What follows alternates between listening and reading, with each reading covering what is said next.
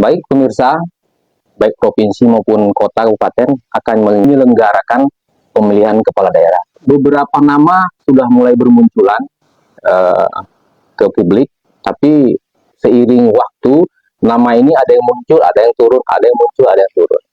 Untuk saat ini kita akan wawancarai salah satu calon kandidat. Beliau adalah Ibu Nishati, seorang senator dari DPD Provinsi Riau.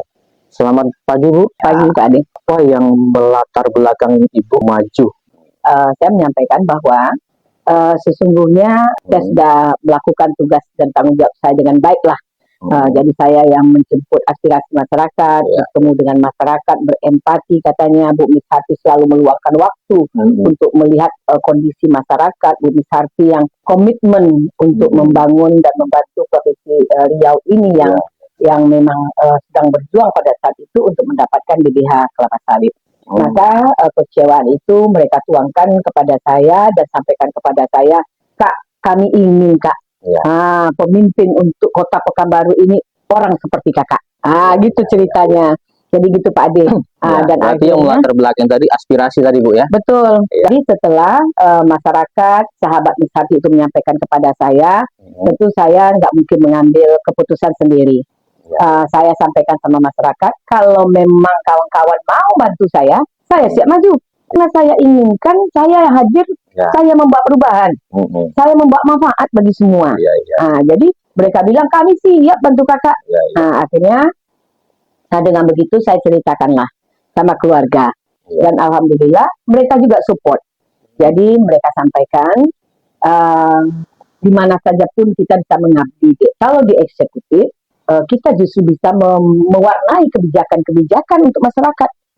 Oleh sebab itu, maka menjadi eksekutif adalah salah satu jalan pengabdian juga.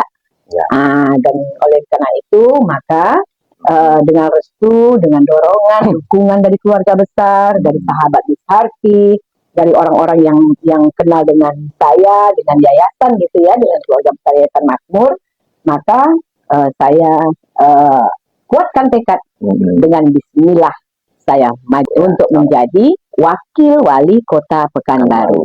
Saya ini tidak berpartai.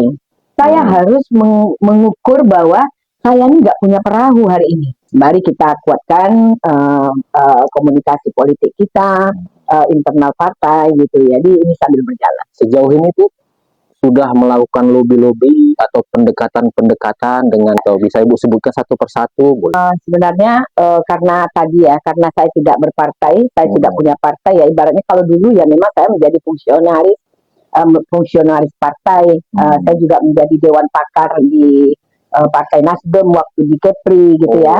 Saya juga menjadi fungsionaris lebih dari 15 tahun ya, dari saya kuliah, karena ibu dari Ibunda almarhumah Memana Umar dan Bapak itu dari kadernya Partai Golkar.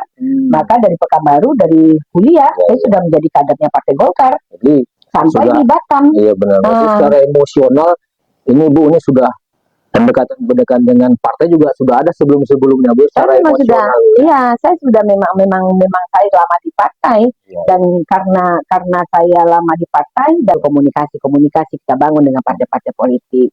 Jadi di awal memang Partai Golkar menawarkan untuk supaya saya juga masuk di dalam survei mereka. Dan saya masuk dalam survei mereka. Saya juga menjalin komunikasi dengan Partai PDIP, dengan Partai PAN, Nasdem, PKB, dan PKS. Hampir seluruhnya Bu ya? Sudah. Dan alhamdulillah dua partai yang sudah saya masukkan pendaftarannya itu sudah melakukan wawancara ya, yaitu Partai PKS dan Partai PDIP.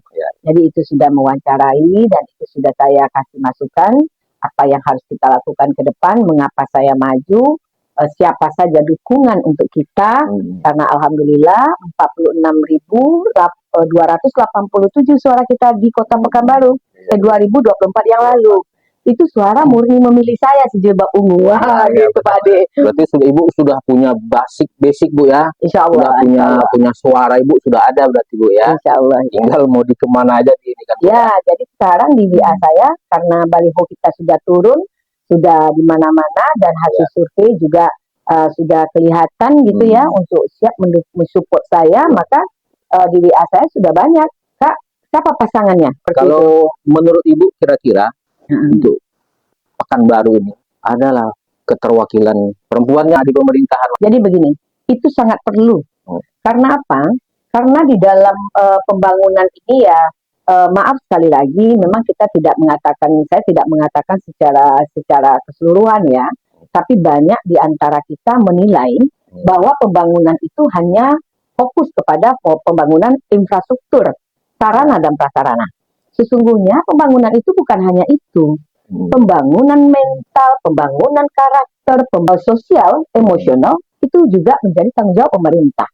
Oleh sebab itu, keberadaan dari eksekutif wali kota, wakil wali kota perempuan ini sangat diharapkan sesungguhnya. Apalagi dengan situasi Pekanbaru yang hari ini, yang pertama sekarang mungkin kemarin saya pernah dengar itu bahwa Pekanbaru sudah darurat narkoba gitu ya, karena narkoba sudah merajalela gitu. Habis itu ya terkait dengan penyimpangan pekat ya, penyakit masyarakat gitu ya. Nah itu kan sudah marah. Pendekatan humanis tuh Bu ya. Betul. Dan itu bisa dilakukan seorang wanita Bu ya. Itu pendekatan itu Bu ya. Dilakukan oleh seorang ibu, seorang perempuan. Karena kita mempunyai memang otak manusia ini ada dua ya, otak kiri sama otak kanan ya. Jadi otak kiri sama otak kanan ya. Orang perempuan itu dia lebih, otak kanannya itu lebih aktif daripada otak kirinya. Nah, jadi dia lebih berasa, lebih berempati ya, lebih punya perasaan lebih lah. Habis itu apakah rasa malunya lebih tinggi, apakah rasa empatinya lebih tinggi, pokoknya itu yang menjadi kelebihan dari seorang perempuan. Dan kita berharap dengan keberadaan pemimpin Kota Pekanbaru yang perempuan ke depan, ini juga bisa mewarnai terkait dengan kebijakan-kebijakan pemerintah untuk membangun Kota Pekanbaru ini. Kalau untuk Pekanbaru, menurut Ibu kira-kira apa problem yang harus segera diselesaikan? Yang pertama, terkait dengan ekonomi. Jadi terkait dengan ekonomi masyarakat Pekanbaru, tentu nggak terlepas dari aksesnya, jalannya. Jadi jalan yang di Kota Pekanbaru, banyak yang kita lihat sekarang jalannya berlubang-lubang. Yang kedua, nggak tahu saya mengapa di Pekanbaru ini sudah gali lubang, ditimbun, gali lagi, timbun lagi. Jadi jalan tuh nggak pernah rapi. Nggak pernah bersih. Jadi penyebabnya kira-kira tuh Bu? Mestinya harus ada koordinasi dong. Ini kelihatan bahwa nggak ada komunikasi, nggak ada koordinasi yang baik. Jadi otomatis koordinasi yang baik inilah yang harus kita bangun.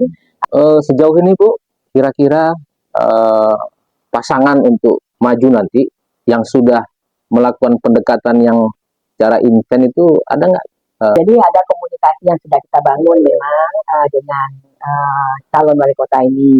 Jadi saya juga sudah bertemu dengan Bapak Dr. Muhammad Ihsan.